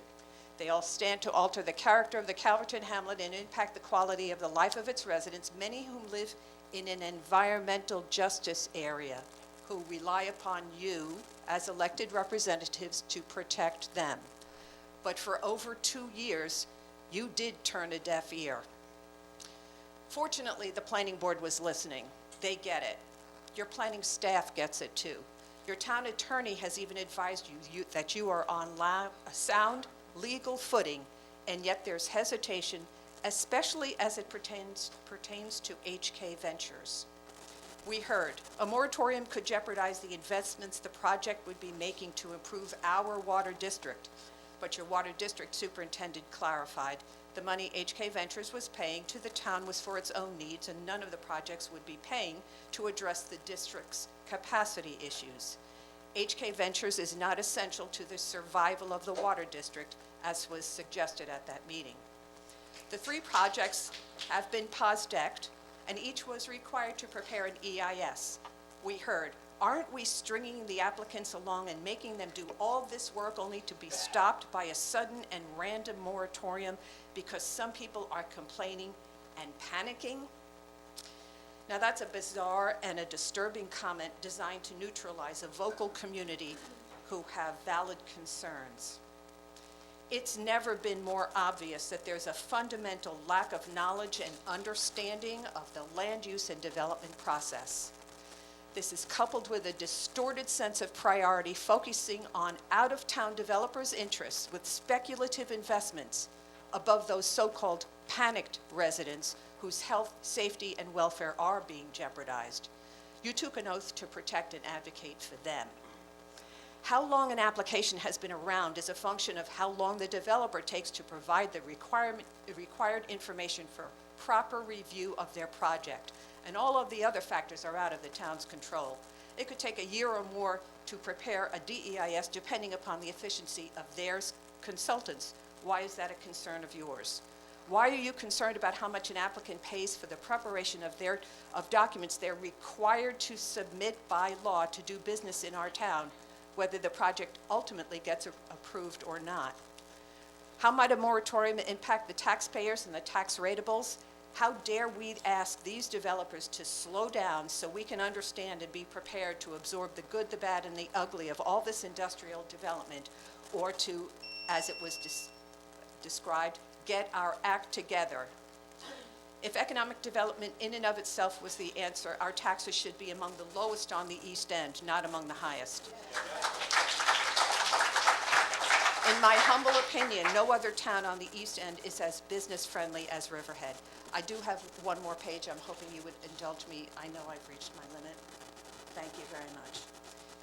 In 2021, HK Ventures appeared before the IDA and described a $66 million investment, and they stand to gain $4.126 million in monthly rent at full capacity. While you're asking for spreadsheets, perhaps staff could prepare one with the project's projected taxes from HK Ventures with and without IDA benefits, and just for giggles include all the projects that received IDA benefits over the last 3 years. Most of these projects are already getting federal opportunity zone benefits. That would be an interesting spreadsheet for all. Thank you, Eric, finally, for explaining what constitutes vesting and confirming that none of these projects is vested. You've cautioned the board on the potential risks in creating discretionary exemption criteria. In the event you were going to consider exemption criteria, perhaps you consider this as an alternative only. Might you consider a moratorium for all the industrial projects for 12 months instead of 18? No exemptions. Exclude type 2 actions. BFJ could be directed to prioritize Calverton as its first assignment. Intense community outreach efforts could be immediately undertaken. Existing permitted industrial uses could be reevaluated. New industrial uses with performance standards could be appropriately considered, and all previously identified impacts could be cumulatively assessed and meaningful mitigation could be incorporated. With the parallel GEIS process that BFJ described, it may be possible to have some draft amendments on that aspect of the comp plan sooner than 18 months, perhaps in those 12 months. If not, then you can extend it for another 6 months. But this kind of scenario could only work if the town takes this comprehensive plan and the whole process seriously.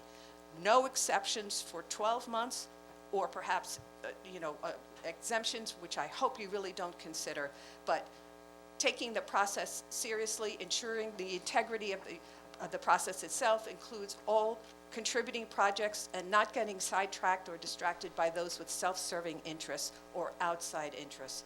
I urge you to consider a short-term moratorium on industrial applications in Calverton without exemptions. Thank you. Okay.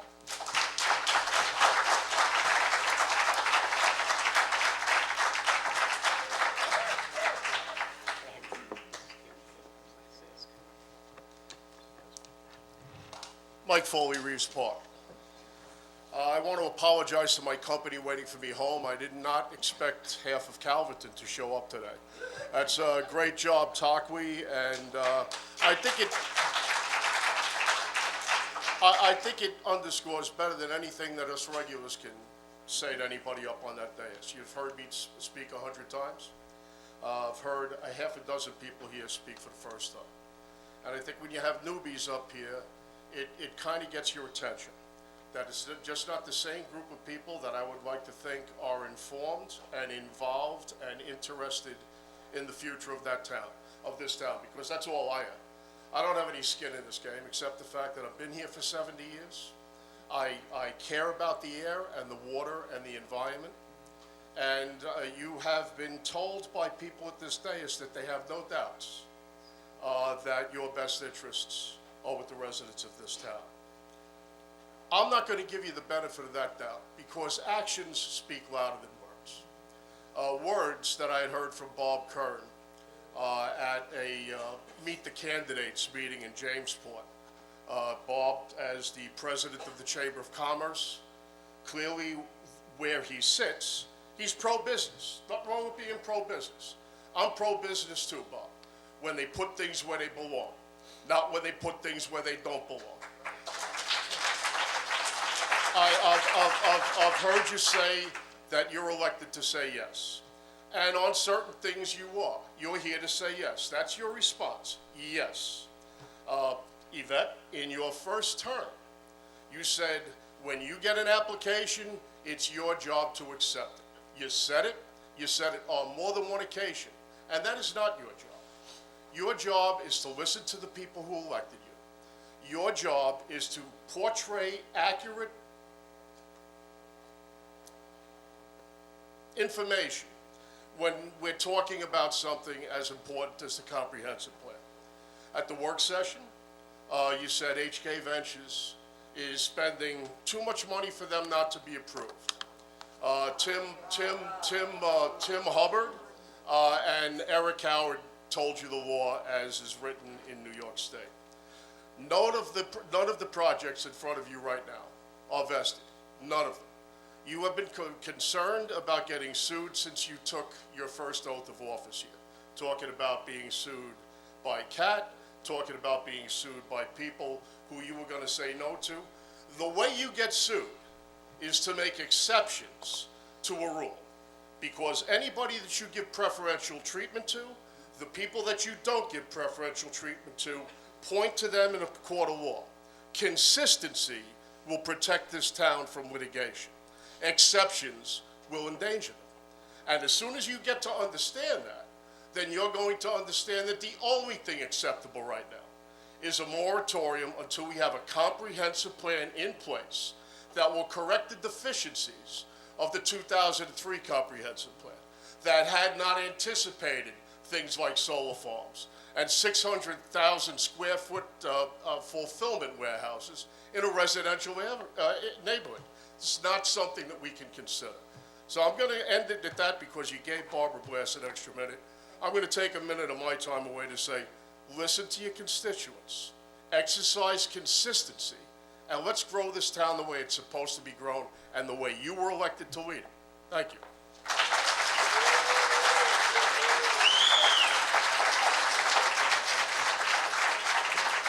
Okay. So there was some misstatements there. A work session is to share ideas. And I did raise, are they vested? And I asked our town attorney, so the public, so we can all hear that. Not that I was in support. Don't put words in my mouth that are not appropriate and make those kind of claims. We're here, meetings, whether it's a town board meeting or a work session. It's called a work session.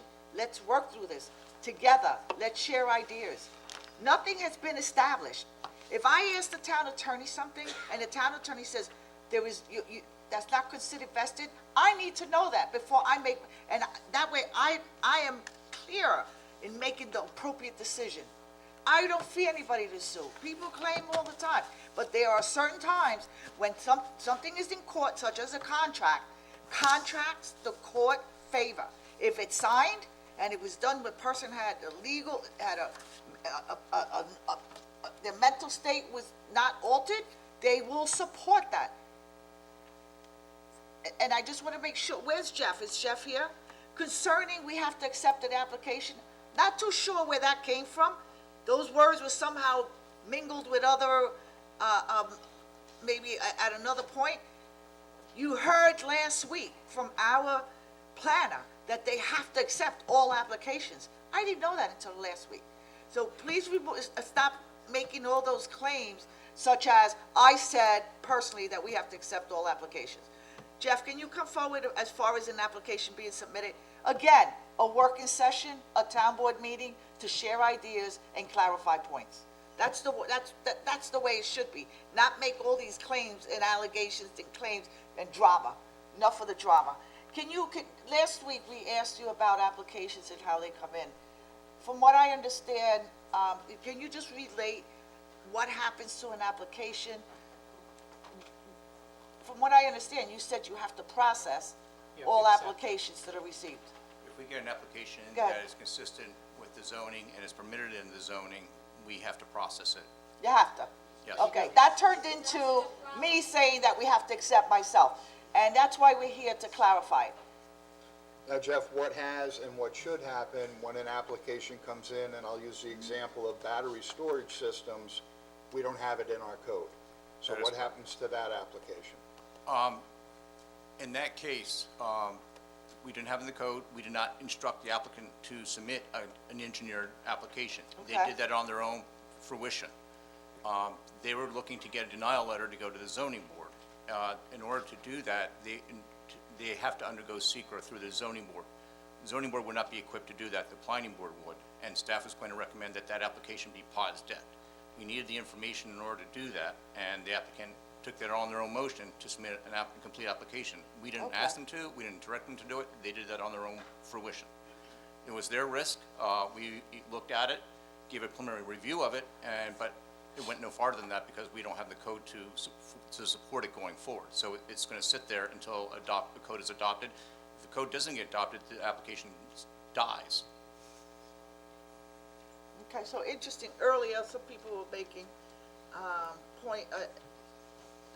were alleging that we ourselves, the board, is forced to accept any application. That was a planning board application, it had nothing to do with the town board. Okay. I just want to make it clear that, so everyone here is aware, and by the way, how many people are here from Windcrest? All right, I saw most of you a couple of weeks ago, so we heard you loud and clear. So, all right, so that's clear. It's not us that accept it, or me personally, it's, The town you board have had to nothing to do process with it. any of those applications, they're all You don't planning even board see them. applications. You don't even see them. Yep, because, okay. Thank you, Jeff, appreciate it. Barbara, you're back? Because I appreciate being able to rebut a comment that was just made. The battery storage application did receive a denial letter from Mr. Murphy, who instructed, and I have a copy of the letter, instructed them to go to the Zoning Board of Appeals to substitute one non-conforming use for another. And I remember asking even at the planning board meeting, how can a non-conforming use, or how can a use that doesn't currently exist in the code be considered a non-conforming use? that really doesn't make sense. That would mean anything that is not currently in our code could be called out as a non-conforming use, and you just, pick a zone and say, yep, I want to put it there. That doesn't make sense, and what Mr. Murphy just described was not how that application played out. And as what I recall from my days wearing different hats, the town is in a position to reject any application which requires a change of zone. That is the only one that they can summarily just reject and say, we don't want to deal with that. That's my understanding. But battery storage application went through a very different process if you look at the record. Thank you.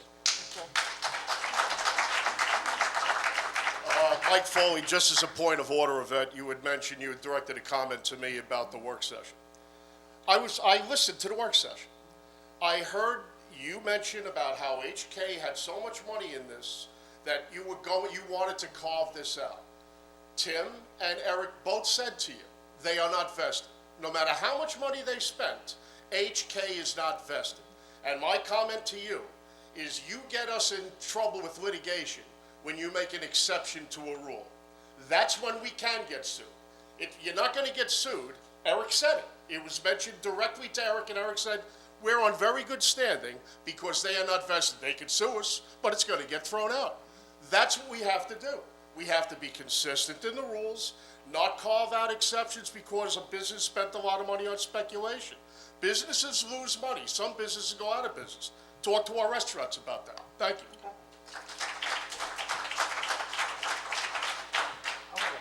Can I ask Mark something? Mark, can I ask you a question? Afterwards. No, I'll ask you afterwards. Afterwards. I'll ask you, well, I think it's. No, You want it, get up? I want to give you the last. Raise the attention. At least let them say goodnight. Mark, I want to give you the last word. Honey, are you watching? Yeah, I want to give you the last word. Mark, and I know, just going back on what you were talking about earlier about the, food, right? Yeah. Have you heard just recently of the study that came out that people should leave their leaves on their lawn? Absolutely. And I think that, coming from you, you're the head of the environmental committee. I know this, I'm a zero landscaper, but let people know that they should not be taking their leaves off their lawn. Yeah, there's a couple of reasons. One, for the first thing, if you just mulch everything like we're not taking grass clippings for how long now? How many years have we stopped that? They smell, they mold, if you don't treat them right. If you just mulch them and drop them down back on the grass, that's what nature does. They drop things and they feed off them again. That cycle is, the biological cycle is the way of the world for the last 3.5 billion years. Before we even got here. A little before, yeah, 3.5 billion years. I'm looking at it, right? Thank you. And the other thing is some of the leaves, when they drop, they host insects that need that entire leaf when they come out in the spring. They can't live on this much of a leaf or no leaves. So when you strip that out, you're taking away nutrition. If you leave the leaves, you're preventing the frost from attacking the roots on your plants, your bushes, your flowers, your vines, all of it. So, pull them into a pile, make a nice circle. It could still look nice. It doesn't have to look like my lawn, but you could just bring it around in a circle, bring them up, and let them rot where they belong. They're not rotting, they're decomposing, right? It's all perception, right? It's framing, right? But thank you. Yeah, we can put out a thing on that. It's a little late in the season, but we'll be glad to. Better late It's than still never. fall. Okay, all right. Thank you, still Mark. Frank, another document for us. Listen, I'm just going to say, the knowledge that this man possesses about turf in particular, and I'm in the business. And the master of none, believe me. I'm unencumbered by fact. Thank you. Thank you.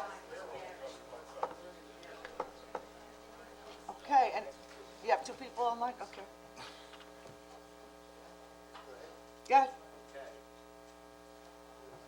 Sorry, Mark, you're not last. Yeah, you might come back We'll up. ask you another question. He did well, huh? You're on, Ron? Thank you. I'd like to address what is the elephant in the room, namely the fact that for the past 7 years, the town has been locked in a giveaway contract with Calverton Aviation. And in fairness to the supervisor, Councilman Bayrod, Rothwell, and Kern, they were not on the board when the town initially entered into this giveaway with Daniel Preston, who was established to be nothing more than a serial fraudster. Then the contract was assigned to the financially troubled 555 group, whose issues have been well publicized throughout media, as well as their multiple defaults to the tune of hundreds of millions of dollars. Now we know that the original proposal of some high-tech aviation facility has morphed into a cargo jet port. We really don't know what it is. But I would really strongly suggest that the board needs to reconsider the EPCAL transaction with this troubled developer whose financial issues continue to be the subject of substantial commentary. And perhaps, given the fact that the U.S. government gave EPCAL to the town to re-establish the thousands of jobs that were present in Calverton by building the fighter jets that saved democracy, perhaps a more intensive industrial use should be considered there where it belongs, not in the backyards of the taxpayers and citizens of Calverton. Thank you. All right, thank you for your comment. Next, you have one more? Barbara, one more, just gonna bring one more up, okay.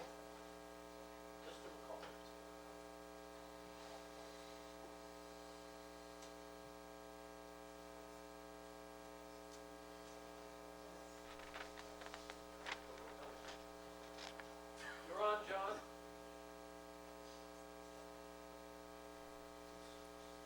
All right, always takes a couple of seconds to set this up.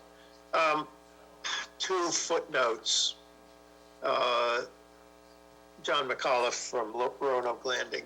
Two footnotes to the extensive discussion of HK that I've mentioned before to the board and I think have never been really addressed. One is the fact that the principal in HK, if you read the news review a couple of years ago, Eric Kislin is clearly identified by U.S. government authorities as being linked to the Russian mafia. And one of his roles with the Russian mafia is to find places for their investment. So I think that project should not go forward without real forensic legal investigation of where the money's coming from and what its purpose is, and what the character is of the principal investor. The second question is always more sensitive. Campaign donations are the bread and butter of American politics, whether you're talking locally or nationally. From my view, people ought to recuse themselves from any discussion which is affected by campaign donations, but that's obviously a naive perspective. It has to be noted that Mr. Kislin was a major political donor to the Republican Party. Whether that has any influence in the decision-making is really up to you individually to speak to, but I think it does underline the fact that locally as well as nationally, that there is a kind of inherent corruption in the way we do business. Finally, I'll come back to what I said at the beginning. We have an election in a week. I hope everybody votes wherever they feel in principle they would support. But I also think it's a choice of realities, just as we have a choice of realities as to what evidence, an evidence-driven discussion leads us to. And again, I'm noting that the board has been totally silent on the question of what is actually planned now for EPCAL and whether it is responsible for you to have passed on a project that was characterized one way and then it turns out to be something else. I think the technical legal term is bait and switch. In any case, I think whether today or on another day, I hope that members of the board clarify which reality they think pertains to the future use of EPCAL. Because obviously, many people in the community think that the reality of a hub, of an air-ground transit hub, is where they're going, and they do not want it in our community. Thank you. Okay.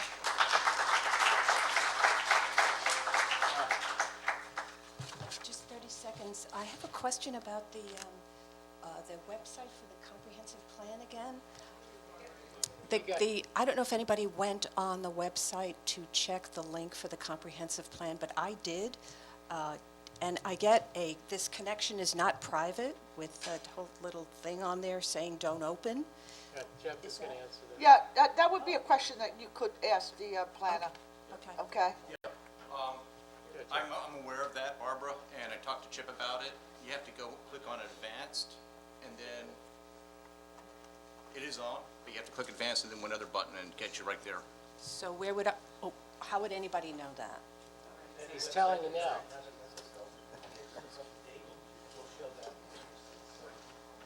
So, Thank you. but I mean, again, we need to fix it so the general public knows that. All right, so they'll fix it, but Yeah, no, I think that kind of thing, Barbara, you couldn't just call the building department and they would help you. But You know, because they keep that site up. people need to know. Oh, yeah, absolutely. That's why it would be helpful. Yep, Yep, Thank you. we'll work with Chip on getting it. Beautiful. Thank you very much. I appreciate it. okay.